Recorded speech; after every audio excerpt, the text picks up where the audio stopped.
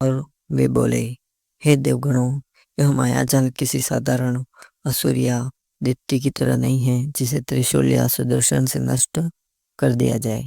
यह तो स्वयं हमारी शक्तियों के असंतुलन का परिणाम है।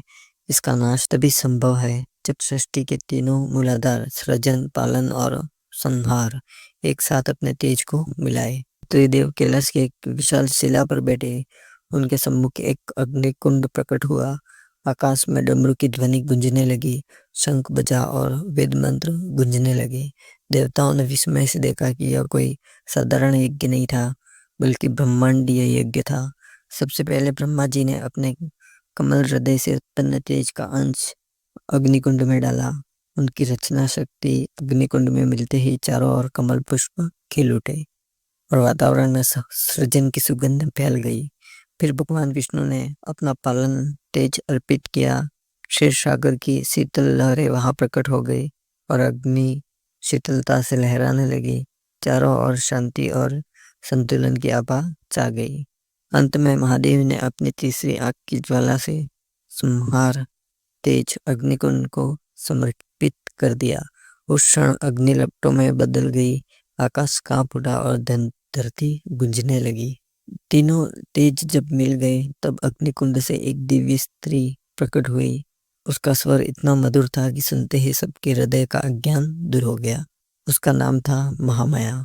महामाया की आभा इतनी प्रखर थी कि देवताओं की दृष्टि उन पर ठहर न सकी। उनके एक हाथ में कमल था, दूसरे में त्रिशूल, तीसरे में शंख और चौथे में चक्र। उनकी उपस्थिति में सृष्टि का हर जीव जैसे अपने मूल स्वरूप को याद करने लगा। महामाया ने त्रिदेव की ओर झुककर कहा, हे त्रिदेव, आपका तेज ही मेरा जीवन है। आपने मुझे इस मायाजाल का अंत करने के लिए जन्म दिया है। अब मुझे आज्ञा दे ताकि मैं सृष्टि का संतुलन पुनः स्थापित कर सकूं। त्रिदेव ने एक स्वर में आशीर्वाद दिया, हे देवी, तुम हमारे संग सम्मिलित शक्ति का स्वरूप हो। तुम्हारा नाम युगों तक महामाया के रूप में पूजित होगा। आशीर्वाद के बाद देवी आकाश में उड़ी। उनकी गति इतनी तेज थी कि आकाश गंगा भी मानो उनके चरणों में बिछ गई हो। अब त्रिलोक में एक अद्भुत दृश्य था। एक और मायाजाल अपनी भ्रमकारी शक्तियों से पूरे ब्रह्मांड को जकड़े हुए था और दूसरी ओर महामाया उस अंधकार को भेदने के लिए निकल पड़ी थी। आकाश में गर्जन हुआ, पृथ्वी थरथराने लगी और दिशाएं लाल प्रकाश से भर गई।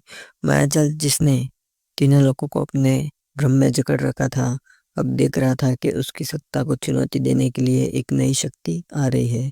उसकी हंसी गूंज उठी, कौन है जो मेरे मोह, मेरे आकर्षण और मेरे छल को तोड़ने आया है? देवता, असुर और मनुष्य सब मेरे वश में है। कोई मुझे परास्त नहीं कर सकता। महामाया आगे बढ़ी। उनका स्वर गंभीर और दृढ़ था। मायाजाल, तू केवल भ्रम है, तेरी कोई स्थायी सत्ता नहीं। तो तभी जीवित रहता है जब प्राणी अपने भीतर लोभ, मोह और क्रोध को पालते हैं। आज मैं तेरे इस असंतुलन को नष्ट करने आई हूँ। यह सुनते ही मायाजाल ने अपना पहला रूप दिखाया। अचानक आकाश में सोने चांदी के महल खड़े हो गए। उनकी चमक इतनी तीव्र थी कि देवता भी कुछ क्षण के लिए मोहित हो गए। पर महामाया ने अपने कर कमल से कमल उठाकर कहा, हे ब्रह्म, यह विभव क्षणभंगुर है। कमल से निकली प्रकाश धारा ने उन स्वर्ण महल को राख बना दिया। मायाजाल ने हार न मानी। उसने दूसरा जाल फैलाया।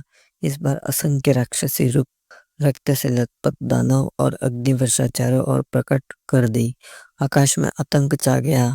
देवता भय से कांप उठे, किंतु महामाया ने अपने त्रिशूल से एक ही बार में सभी रूपों को नष्ट कर दिया।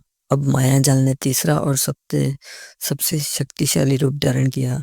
उसने स्वयं को अनगिनत छाया में बांट लिया। हर छाया किसी के मन में संदेह जगाती। किसी को यह भ्रम होता कि सत्य झूठ है, किसी को यह कि मित्र ही शत्रु है और किसी को यह भ्रम होता कि धर्म तो बंधन है। यह सबसे घातक और शक्तिशाली वार था, क्योंकि इससे जीव का विवेक नष्ट हो जाता था। देवता इस भ्रम में डूबने लगे। इंद्र को लगा कि ब्रह्मा ही उनका वैभव छीनना चाहते हैं। वरुण को लगा कि अग्निदेव ही उनके यज्ञ में बाधा डाल रहे हैं। पूरा स्वर्ग एक दूसरे पर संदेह करने लगा। तभी महामाया ने अपना चक्र उठाया।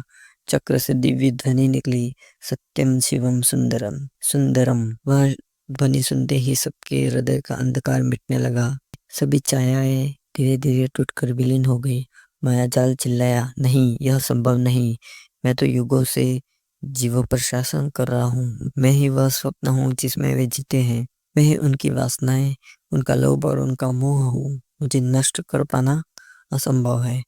महामाया ने शांत स्वर में उत्तर दिया, तू कभी नष्ट नहीं होगा, क्योंकि तेरा अस्तित्व जीवों की वृत्तियों से जुड़ा है। परंतु तुझे सीमित करना आवश्यक है, ताकि सृष्टि का संतुलन बना रहे। आज से तेरा वास केवल उन्हीं हृदयों में होगा जो धर्म और सत्य से भटकेंगे। जो प्राणी सत्य में टिके रहेंगे, तू वहां प्रवेश भी न कर सकेगा। इतना कहकर महामाया ने अपने शंख से दिव्य नाद किया। वह नाद तीनों लोकों में गूंजा और माया जाल एक बवंडर की तरह सिमटने लगा। उसकी अनगिनत छायाएं एक एक कर विलीन हो गई और अंततः वह स्वयं एक छोटे काले धुएं में बदलकर अदृश्य हो गई। त्रिलोक में अब शांति छा गई। आकाश निर्मल हुआ, पृथ्वी पर हरियाली लौट आई और देवताओं के मुख पर मुस्कान आ गई।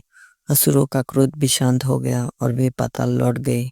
मनुष्य के हृदय में पुनः धर्म का बीज अंकुरित होने लगा। देवता हर्ष से झूम उठे और बोले, जय हो महामाया की, जय त्रिदेव की। महामाया ने त्रिदेव के सम्मुख आकर कहा, हे प्रभु, मैंने आपके सम्मिलित तेज से ही यह कार्य किया है, पर याद रहे, माया जाल सदा सदा के लिए समाप्त नहीं हुआ है। जब जब प्राणी अपने भीतर के दोषों को बढ़ाएंगे, वह फिर प्रकट होगा। तब मेरा आह्वान करना और मैं पुनः आकर संतुलन स्थापित करूंगी। उस दिन से यह घोषणा हो गई कि त्रिदेव के संगम से उत्पन्न महामाया ही वह शक्ति है जो युग युगांतर तक संसार को संतुलन में रखेगी। तभी से लोग उन्हें आदि शक्ति कहकर पूजने लगे और उनका स्मरण संकट के समय करने लगे। और इस प्रकार त्रिदेव और महामाया की यह कथा युगों युगों तक गाई जाने लगी। ऋषि मुनि से शिष्यों को सुनाकर बताते कि सृष्टि का वास्तविक रहस्य किसी बाहरी शत्रु से लड़ने में नहीं, बल्कि अपने भीतर के दोषों पर विजय पाने में है। तो दोस्तों, ये महामाया और माया जाल की कथा कैसी लगी, जिसमें महामाया माया जाल को हराकर सृष्टि का संतुलन स्थापित करती है। तो दोस्तों, इस प्रकार की पौराणिक कथाओं के लिए हमारे चैनल को सब्सक्राइब करें, वीडियोस को लाइक करें, ज़्यादा से ज़्यादा शेयर करें और हमसे जुड़े रहें। धन्यवाद।